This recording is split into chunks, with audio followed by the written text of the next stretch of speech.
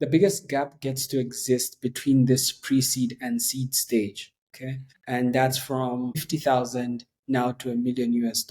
This is where the huge and biggest gap for startup financing exists. In as much as we have capital firms, firms that are able to provide capital, they see startups as being very risky. I think that everybody understands that being very risky, and they want you to be doing at least or looking to fundraise at least about $5 million for them to even look at you or consider you, or about $2 million for you to even get a meeting with them. Anything below that, it's very, very difficult. So again, typical sources of funding have been family, friends, and enthusiast rounds for startups around here. Yeah, banks. I know someone would be asking, but hey, don't they have access to other forms of capital like banks? Right now, it's not favorable for them to get loans from banks, because I think we should be at the cheapest income last time I checked should be at about 3% per month, which is just three.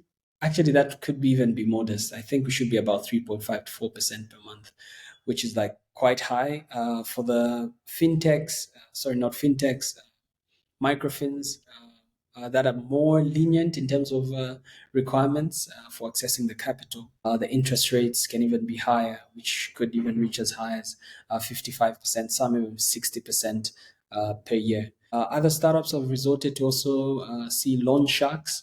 These are almost like informal money lenders, and there we just don't even want to talk about what interest rates look like, because it's just a very highly unregulated space. Some end up being victims of fraud, and basically you're just killing yourself and choking the business if you take that route. So those have been typical sources of funding for most startups.